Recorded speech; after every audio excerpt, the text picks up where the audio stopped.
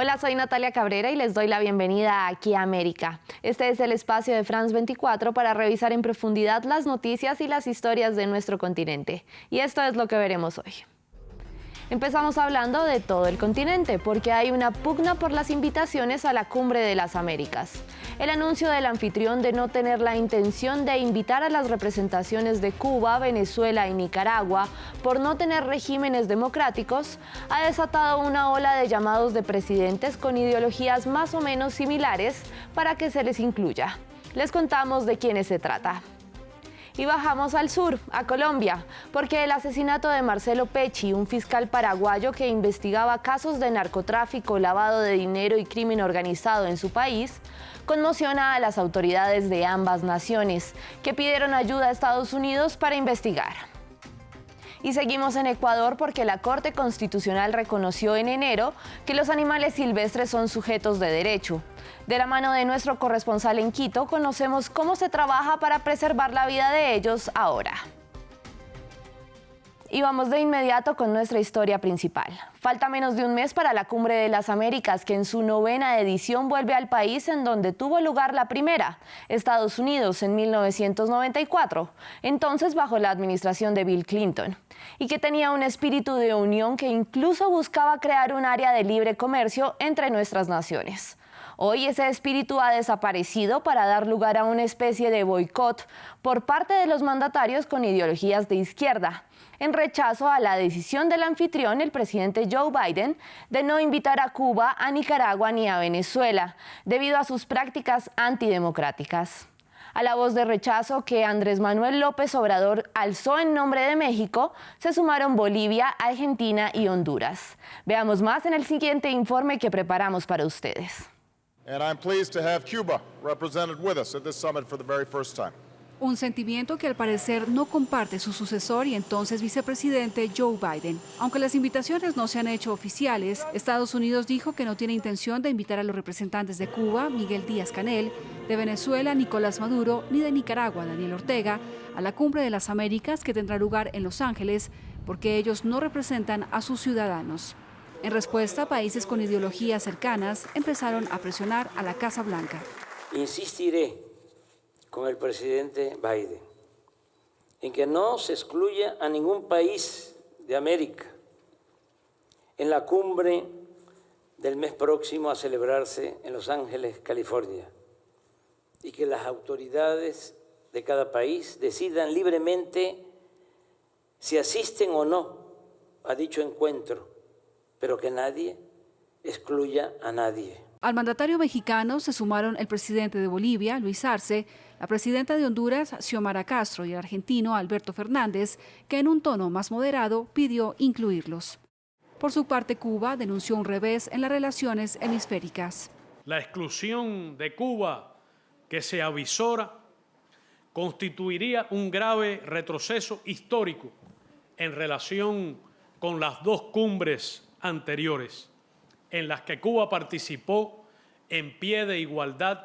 En respuesta, Washington finalmente matizó y dijo que es poco probable que se les invite. Sin embargo, con esta suerte de boicot al encuentro, se pone en riesgo una plataforma para lograr acuerdos con miras a solucionar los flagelos de la región, como la migración récord, la reactivación de las economías post-pandemia, la lucha contra el cambio climático e incluso compromisos con la democracia. Cambiemos de tema, pero seguimos hablando de cooperación transnacional. Colombia, Paraguay y Estados Unidos iniciaron una investigación conjunta por el asesinato del fiscal especializado paraguayo Marcelo Pecci en la isla colombiana de Barú, mientras estaba de luna de miel. El fiscal investigaba casos de narcotráfico, crimen organizado y lavado de dinero en su país. Bogotá y Asunción han trabajado conjuntamente durante varios años contra los cárteles de las drogas, pero su espectro aún ensombrece a ambas naciones. En un ataque típico de los cárteles del narcotráfico, así es como un colega del fiscal paraguayo Marcelo Pecci describió su asesinato en Colombia durante una conversación con France 24. En realidad, el fiscal Marcelo Pecci, con un grupo de fiscales, llevaba a cabo varias investigaciones importantes. Es por eso que informalmente lo sabido es que se está colectando o tratando de conectar en un trabajo conjunto también con las autoridades colombianas si es que cuál de esas causas sería el motivo de este atentado que ocurrió ahí. Pecci recibió 2 disparos por parte de 2 hombres que iban a bordo de una moto acuática frente a las playas de la isla de Barú, cercana a Cartagena, donde pasaba su luna de miel. Pecci, quien tenía 45 años, y la periodista Claudia Aguilera se casaron el 30 de abril. He conversado con el presidente Iván Duque por teléfono. Se comprometió conmigo para darnos todo nuestro apoyo para resolver el caso, para buscar a los responsables. El fiscal, que investigaba crímenes de narcotráfico y lavado de dinero, cobró fama internacional cuando llevó el caso de Ronaldinho, quien intentó entrar a Paraguay con un pasaporte falso. Antes de morir, estaba investigando un atentado durante un festival en Paraguay que ocurrió mientras tocaba una banda colombiana. En un país donde la corrupción es rampante, Marcelo Pecci era conocido por su transparencia. Desempeñó un papel destacado en varias operaciones importantes contra el crimen organizado y el blanqueo de capitales. La policía colombiana ha prometido casi $490.000 a quien ayude a encontrar e identificar a los asesinos del fiscal. Colombia sigue ocupando el primer lugar como el mayor productor mundial de cocaína. Actualmente se enfrenta a un aumento de la violencia relacionado con los cárteles de la droga. El presidente de Estados Unidos, Joe Biden, decidió renovar una ley que data de la Segunda Guerra Mundial para ayudar a los ucranianos a vencer al ejército de Vladimir Putin. La misma ley que ayudó entonces a la Unión Soviética a vencer a los nazis, da un giro de 180 grados para vencer ahora a los rusos. Con apenas el trazo de una pluma, Estados Unidos ha hecho que enviar armas y ayuda a Ucrania sea mucho más fácil. Estoy firmando un proyecto de ley que crea una herramienta en nuestros esfuerzos de apoyar al gobierno de Ucrania y al pueblo ucraniano en su lucha para defender a su país y la democracia en contra de la guerra brutal de Putin. La Ley de Defensa de la Democracia de Ucrania de 2022 es esencialmente una actualización de la legislación de la era de la Segunda Guerra Mundial que le permitió a la Unión Americana ayudar a los aliados y a las naciones que luchaban contra la Alemania nazi. Bajo los términos de la nueva ley, Washington puede prestar o rentar equipo militar a Ucrania y a otras naciones europeas afectadas por la guerra rusa, con menos trámites democráticos. La ayuda tampoco responderá a la capacidad de pago de Kiev. Hace más de 8 décadas, Estados Unidos presentó el programa de préstamo arriendo para ayudar y enviar armas a Reino Unido y otras naciones que combatían a Adolf Hitler y los nazis. Entre ellos estaba la entonces Unión Soviética.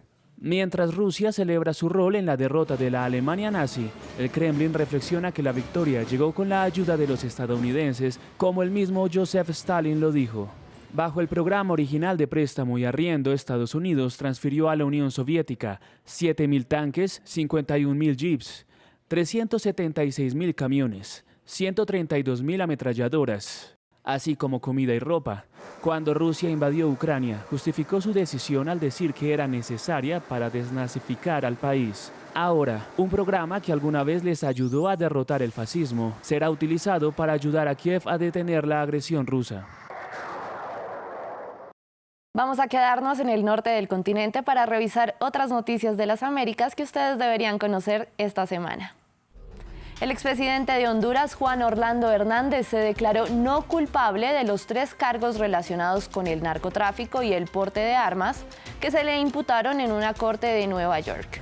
La defensa del exmandatario de Honduras quiere citar a Donald Trump y al mismísimo narcotraficante mexicano Joaquín El Chapo Guzmán para que testifiquen a su favor.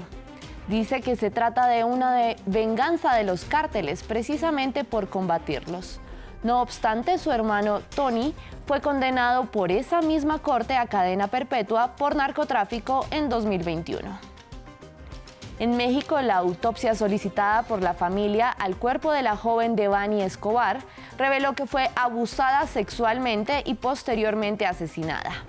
La joven desapareció en abril y fue hallada sin vida en un tanque 13 días después en el estado mexicano de Nuevo León, en el que tan solo en los 4 primeros meses de 2022 han desaparecido al menos 300 mujeres.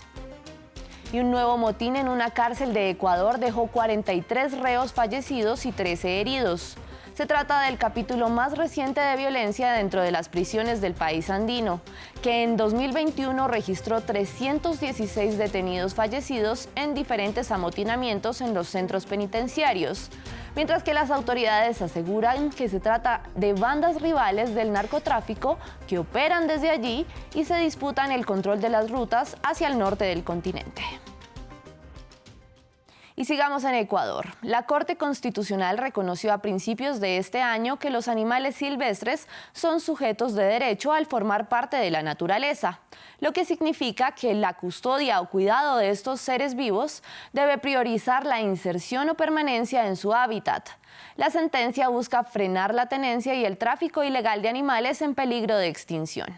Nuestro corresponsal en Quito, Gustavo Ortega, visitó 2 centros de rescate y nos preparó el siguiente informe.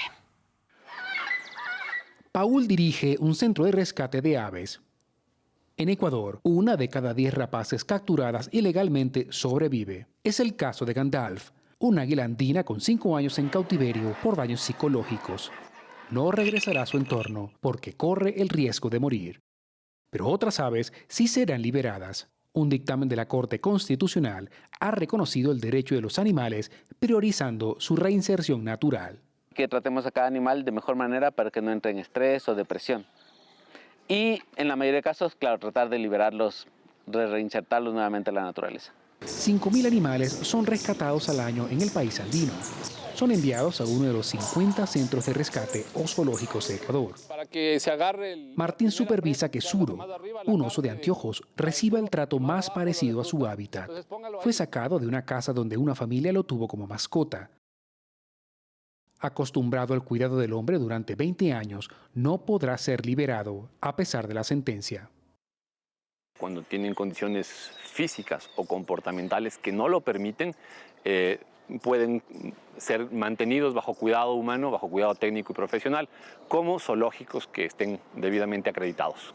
La sentencia de la Corte se desprende luego que una mujer interpusiera un recurso de protección en contra del Estado en el año 2019, porque le fue decomisado un mono lanudo en peligro de extinción, que mantuvo en cautiverio durante 18 años. Entre tanto, en el centro de aves, el trabajo ha sido arduo. Más de 400 especies han regresado a su hábitat. Muchas de esas con emisores satelitales, que nos ayuda al municipio de Quito para saber dónde hay mataderos ilegales de animales. Un nuevo habitante llega al centro de rescate. Es un felino abandonado. Paul rechaza la comercialización de especies silvestres y lo acoge en su nuevo hogar. Ecuador es un país megadiverso donde 91 ecosistemas coexisten. Su riqueza está basada en su diversidad natural. Gracias a una sentencia, la vida animal valdrá tanto como la del hombre.